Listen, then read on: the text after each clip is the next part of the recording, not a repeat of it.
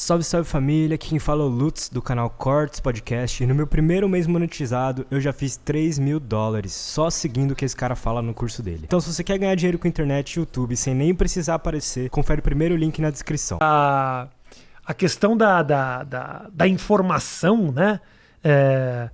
Como nós estamos vivendo num universo onde vem informação de todos os lados, eu até entendo essa vontade de querer organizar o raciocínio, né? Porque tudo é uma distração, tudo é uma ameaça, tudo é uma possível mentira, tudo é uma fake news. Então, assim, eu entendo você querer defender a tua ideia, porque é uma vontade de você ter uma opinião formada. Sim. Porque é muito costumeiro, é muito comum pra mim, tipo, eu tenho uma opinião formada de alguma coisa, e aí eu recebo certas informações que desmentem aquilo que eu faço. Eu já não vou mais defender aquela minha ideia inicial, mas também não sei pra onde eu vou. Sim. Entendeu? Você fica. A quantidade de informações te faz ficar um pouco perdido, assim. Porque antigamente a gente tinha. Era folha. Eu tô falando não informações do dia a dia, de opiniões, pessoas, falando informações mesmo, notícias, tudo mais. Eu tenho a Folha, eu tenho o Estadão, eu assisto o Jornal Nacional, eu tento abrir um pouco mais a minha cabeça para poder ali ter um outro jornal, eu vou na CNN.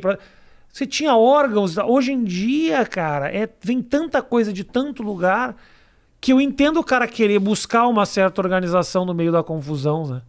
Sim, porque a desorganização no meio da vida é muito ansiogênica. Ociogênica, você foi um pouco longe demais para mim. Ansiogênica. Ansiogênica, ok. De ansiedade. Gera ansiedade. É muito ansiogênica. Quer dizer, quando você está com a vida muito desorganizada, aqueles parâmetros lá que fazem você chegar do café da manhã aí dormir à noite, né? No mundo que já é ansiogênico, porque é um mundo pautado pela lógica da métrica, da meta e do controle. E a ansiedade é justamente o que acontece quando você vê que isso vai falhar. E que falha toda hora. É, claro. Né? Então a ansiedade ela é gerada. Eu nunca esqueço de um evento de... já foi alguns anos atrás, tem uns 5 anos ou mais até. Mas eu lembro sempre dele, porque tinha então uma jornalista que ia fazer a mediação da minha fala, e ela disse que ela estava fazendo um curso, alguma coisa assim, para combater o vício dela com o celular. Ok. E a ansiedade que ela estava com essa coisa de ficar celular na olhando. mão o tempo inteiro. Uhum. E esse tratamento era uma coisa que era tipo assim, sei lá, a cada 2 ou 3 horas o celular tocava e aí ela podia olhar o celular, depois ela tinha que ficar o mesmo número de horas sem olhar o celular. Uau. E à medida que ela ia explicando isso, eu e as outras pessoas, a gente foi ficando ansioso só de lidar com a ideia do que ela fazia para não ter ansiedade. Entendeu? Então, assim, os métodos de combate à ansiedade são normalmente métodos que pregam, tipo assim, olha, respire tantas vezes, faça meditação tantos minutos, siga a aula de yoga pelo celular. São tantas regras que geram ansiedade. Então, tantas regras que geram ansiedade. Então, nesse sentido, me parece que a possibilidade de você manter tudo no seu lugar, porque antes a vida estava no lugar, né, Rafinha? Quer dizer, antes eu quero dizer 1000 anos atrás, sei lá, 500 anos. Não acontecia porra nenhuma, né? Sim. Nada. Peste, guerra, você nascia filho de ferreiro, você era ferreiro. Quantas gerações. Isso. A menina, quando chegasse uma idade, era mãe, ia cuidar dos filhos e... Não acontecia porra nenhuma, né? Não tinha estrada quase, ninguém ia para lugar nenhum. Então, esse ambiente de modernização, de transformação, isso que no mundo corporativo se fala com pau duro, disrupção, tudo é disruptivo e todo mundo fala que é lindo. Lindo cacete. Disrupção é alguma coisa que sempre gera ansiedade, né? Então, eu tenho a impressão que tem muito fetiche de como escapar da ansiedade. Entendi. E que esses fetiches geram mais ansiedade. Toda razão. Toda razão. E um monte de informação acaba também gerando muita ansiedade. Claro. Ontem eu estava assistindo o jornal com a minha mulher e foi o dia da morte do Paulo José? Paulo José. E hoje o Tarcísio Meira. Hoje o Tarcísio Meira faleceu. Esse é gravado ou é ao Esse é vivo? gravado. Esse é gravado. Né? A gente grava pra... Tá. Depois, se eu falar alguma merda, eu tiro. Sim. Pra Colgate não ficar Nunca bravo. tiramos nada. Nunca tiramos nada. Não, esse eu gravo porque basicamente eu tô nesse trânsito entre Nova York e aqui. Assim que abrir Nova York, eu vou pra lá. Eu não posso criar o costume de que seja ao vivo, porque depois quando eu vou pra lá e vou começar a botar gravado, a galera vai ficar chateada. Se não, eu perguntei por causa dessa coisa de hoje, morreu o Não, Tarcísio, tudo bem, sei o não quê. tem problema nenhum. Tarcísio, no dia que a gente tá gravando, o Tarcísio morreu. Ontem foi o Paulo José. E eu assisti aquela matéria tradicional do Jornal da Globo, mostrando quem foi ele, e a conquista dele, o papel dele no teatro. É um cara que teve uma história super marcante no mundo das artes do país, assim, sabe? E aí, quando acabou a matéria, eu olhei pra minha mulher e falei: é isso.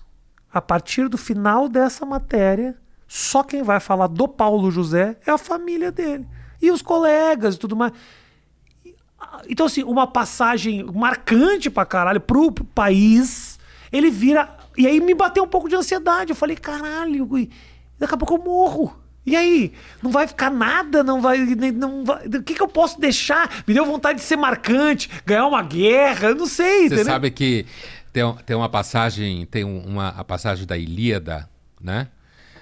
Da história da Guerra de Troia, que o Aquiles, ele tá em dúvida se vai ou não vai pra guerra. É uma passagem famosa, porque ele vai falar com a sua mãe, que é uma deusa, daquelas deusas lá, e porque ele não sabe, ele não gosta muito do Agamenon, que é o rei que ele vai representar na luta contra Troia e tal. E então a mãe vira para ele, que vê o futuro, né?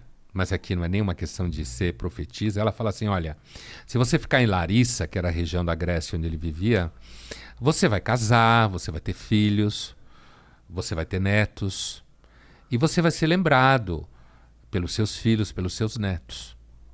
Se você for para Troia, ainda que será a sua maldição, porque ele morre na guerra, né? Você vai ser lembrado por 1 milhão de anos. E ele escolhe ir para Troia. Certo?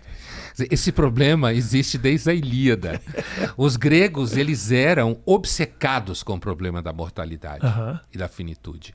Inclusive porque no universo deles, religioso, eles conviviam com deuses que eram imortais. Era como que esfregar na cara o tempo inteiro. Olha, eu não tenho problema do Paulo José, nem do Rafia, nem do Pondé. Não tenho. Eu sou eterno. Você é mortal. Né? Conhece-te a ti mesmo. Você é mortal.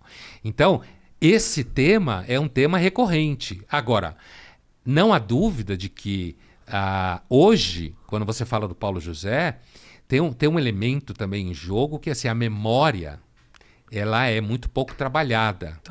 Então, o Paulo José, você sabe quem é o Paulo José, mas o Paulo José foi muito mais presente na minha vida do que na sua. Porque a gente tem lá uns 20 anos de diferença, né? Sei o quê, 40? 44, fazer 45. Então, 17. Então assim, eu lembro muito bem do Paulo José na televisão, no teatro, certo? Era uma figura como diretor. Ele era aquela figura que era ator, mas ao mesmo tempo era diretor. Isso. Dupla carreira. Então, mas é um fenômeno geracional. A geração morre e acaba.